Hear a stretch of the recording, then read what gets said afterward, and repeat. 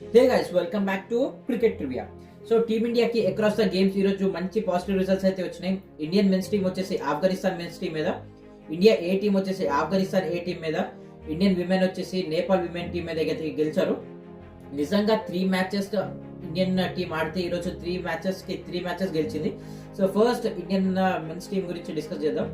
Indian men's versus Afghanistan men's as usual గా ఒక మంచి టోటల్ అయితే స్కోర్ బోర్డ్ మీద పెట్టారు. ఇషాన్ కిషన్ అండ్ శుభ్మన్ గిల్ మరోసారి సెంచరీస్ కొట్టి మంచి నాక్స్ అయితే ఆడారు. అండ్ దెన్ వాళ్ళిద్దరు అవుట్ అయిపోయిన తర్వాత ఆ పుల్లాప్స్ ఏదైతే ఉందో అది నెక్స్ట్ లెవెల్ డ్రాస్టిక్. అసలు నిజంగా ఆఫ్ఘనిస్తాన్ బౌలర్స్ ని మెచ్చుకోవచ్చు. లాస్ట్ లో కంబ్యాక్ అయితే చాలా బాగా చేశారు. నేను ఒక స్టేజ్ లో 420, 430 ఎక్స్పెక్ట్ చేసిన, but 401 anyways is a decent score. నాకు కలవరం చేస్తుంది ఏంటంటే ఆ లోవర్ ఆర్డర్ నుంచి అసలు మినిమం సపోర్ట్ కూడా లేదు. వేరే టీమ్స్ లో ఈ ఆస్పెక్ట్ లో మాత్రం చాలా పాజిటివ్ గా ఉంటుంది, బట్ మనకైతే ఎప్పుడు ఆ కొరత అనేది ఉంది. ఎందుకంటే ఒక లోవర్ ఆర్డర్ లో ఒక బ్యాట్ తోని కంట్రిబ్యూట్ చేసేది ప్రెసెంట్ ఉన్న సిచ్యువేషన్ లో హర్షిత్ రాణా ఒక్కడే కనిపిస్తున్నాడు, బట్ అతనికి కూడా ఎనఫ్ ఛాన్సెస్ దొరకట్లేదు.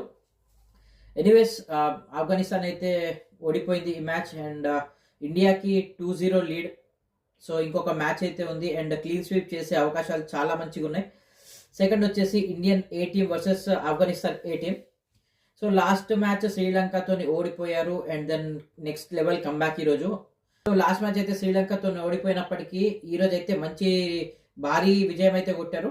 సో ఇప్పుడు ప్రెసెంట్ ఉన్న సిచ్యువేషన్ లో ఇండియా అయితే టాప్ ప్లేస్ లో ఉంది, Sri Lanka next and then Afghanistan. So మనకి ఫైనల్స్కి వెళ్ళే ఛాన్సెస్ చాలా మెరుగైనాయి. ఎందుకంటే లాస్ట్ మ్యాచ్ లో ఓడిపోయినప్పుడు ఆ ఫైనల్ అనేది కొద్దిగా క్లిష్టమైంది, బట్ ఈరోజు ఒక మంచి win. So coming back to women's, Smriti Mandhana మరోసారి మంచి నాక్ అయితే ఆడింది. So she is the only batter who is performing next level. అంటే ఇప్పటిదాకా ఉన్న ఇండియన్ జనరేషన్ లో మిథాలీ రాజ్ గురించి మాట్లాడుకున్నాం, బట్ మిథాలీ రాజ్ తర్వాత next Smriti Mandhana, she is the hot topic నా.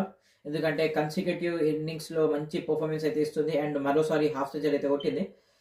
వెల్ ఈ రోజు కూడా ఒక క్లినికల్ నాక్ ఆడింది అండ్ టీం కూడా మంచి విజయం సాధించింది. నెక్స్ట్ ఫార్వర్డ్ గేమ్స్ వచ్చేసి సో సౌత్ ఆఫ్రికాతో ఉండబోతుంది అండ్ వాళ్ళు ఒక టఫెస్ట్ టీం. సో వాళ్ళ మీద గెలిస్తే మన ఫైనల్ ఛాన్సెస్ అనేది చాలా ఈజీ అవుతాయి.